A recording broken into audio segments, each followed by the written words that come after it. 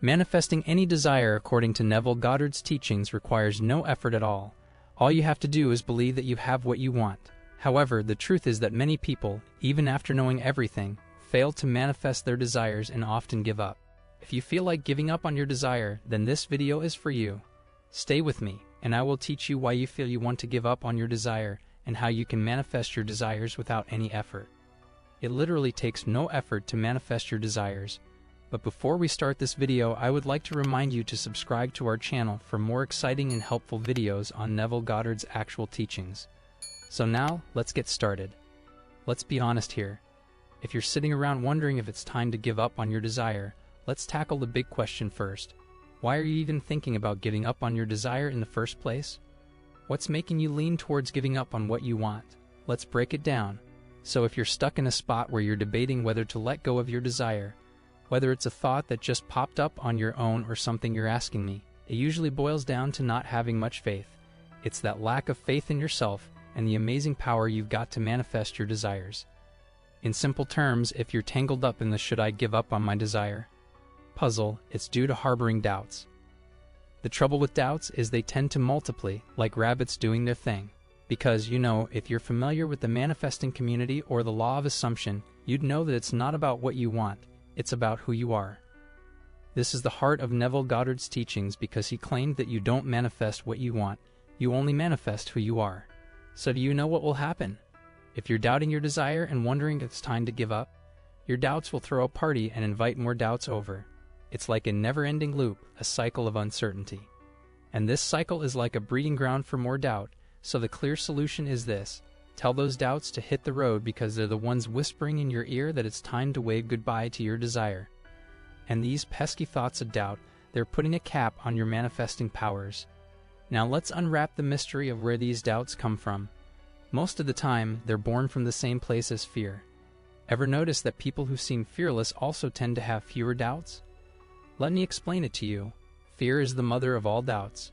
Knock out the fear and doubts start to fade away like fog in the morning sun. So when you're second-guessing your desire and toying with the idea of giving up, you're basically letting the fear that your desire won't come true get the best of you. Imagine that, your very fear of things not falling into place is becoming the barrier to your desires becoming reality.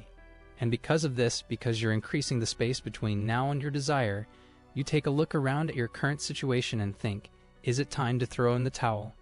Can you see the never-ending cycle you're stuck in here? And the reason why you're doubting your manifesting skills is due to a few misunderstandings about desires. Let's get this straight. A desire isn't a task or a chore, it's your birthright, and you own it the minute it pops into your mind. A desire isn't some kind of mission you need to accomplish. It's not a secret code you need to crack. It's as natural as breathing. See, we're not just bodies, we're souls wearing human suits. We carry a bit of divine magic within us, and our desires are part of that universal masterpiece. There's no special hoop you need to jump through. All you need is to hold that desire. Once it's in your heart, it's already in motion, like a train set in motion. It's a sure thing. Your desire is firmly yours. However, whenever those doubts pop up, it's like your regular self is shoving your divine self aside, saying, "Move over, I'm driving." Basically, you're allowing your weaker side to take the wheel, while your stronger side, the one that's connected to something bigger, takes a back seat. So whenever you feel even a whiff of doubt creeping in, making you think it's time to let go of your desire, you have to remind yourself that this chatter is your everyday self talking, not your higher self. And it's time to take charge. No way. I'm the captain of my ship. I've got some serious mojo. If I'm the ruler of my universe, of course I can make my wishes a reality. No doubt, I can make my dreams come true. Another reason you're debating with yourself and asking yourself whether you should let go of your desire is that you've convinced yourself you're isolated from the world around you. You have forgotten that the world out there is a reflection of you. Neville Goddard says that everyone is pushed out. The thing is that it is not just a fancy way of saying that people, events, situations, everything happening around you is like a mirror showing your reflection. That's the concept Neville Goddard called "you are everyone pushed out." All the stuff around you, the people, the events, the situations, it's all like a mirror bouncing back at you.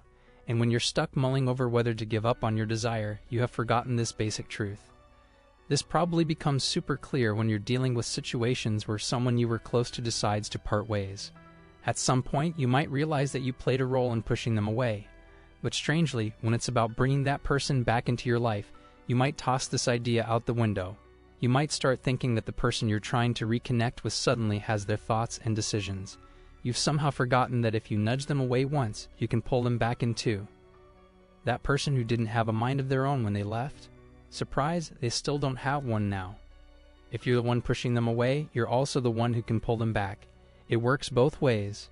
So when it's about someone, especially if it's someone you're hoping to manifest, remember, you're the one influencing how they see you in both directions. When they went away and when they come back, there's no great divide here. They're not miles apart from you. They're a part of you being projected outwards, and it's like that on both ends. So every time you're feeling like giving up on your desire, just remind yourself of this. That being said, if you're still radiating the same vibes, like the same energy you were putting out when you lost them, vibes of scarcity, neediness, and all the not-so-pleasant stuff, well, in that case, you're still giving them reasons to keep their distance. That's why they're not returning, and that's why your desire isn't showing up in your real world, because you're still sending them the same message. In simple terms, what you put out is what you'll get back. If you're projecting doubt, fear, and uncertainty, that's what the universe is going to reflect right back at you. But if you change your tune, if you're consistent with your vibes of confidence, love, and trust, that's when the game changes. Your desires will start to shift from being out of reach to becoming real, tangible experiences. It's like flipping a switch. When you make that shift, you're aligning yourself with the essence of your desires, and that's when they'll start showing up in your reality.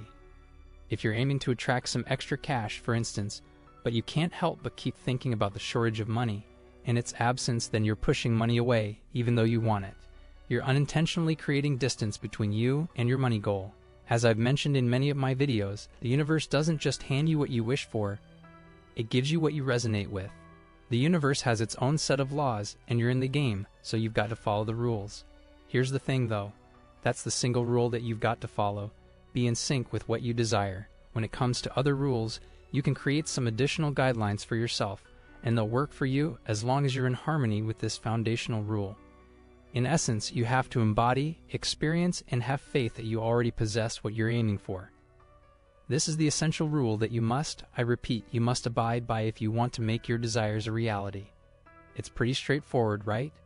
So instead of wondering whether it's time to give up on your desire, flip the question around and ask yourself, am I remembering that my desire is a projection of myself? All I need to do is convince myself that it's already part of my reality. To put it concisely, the next time the thought crosses your mind, should I abandon my desire? Keep in mind that you need to build up trust in yourself and curb those self-doubts. Your desire belongs to you the moment you set your sights on it.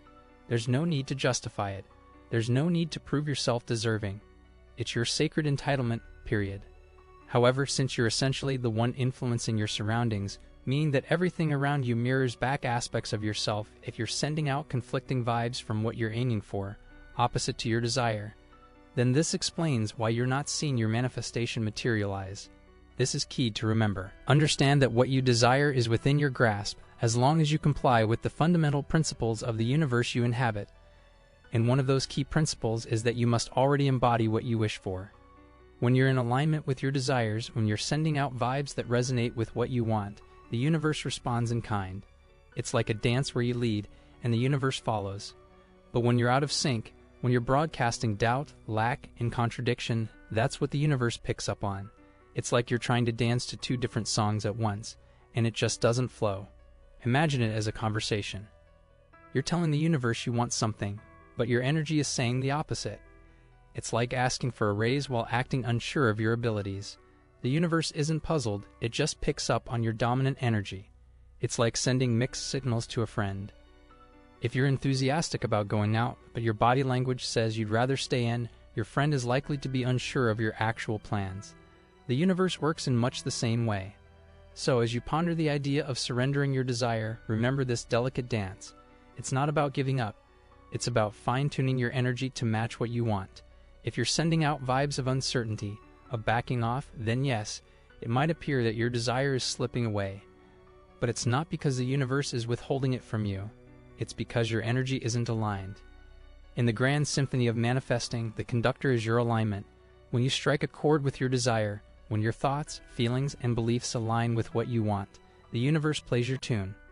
But when you're off key, when doubts and contradictions creep in, the harmony is disrupted. That's when your desire seems to retreat.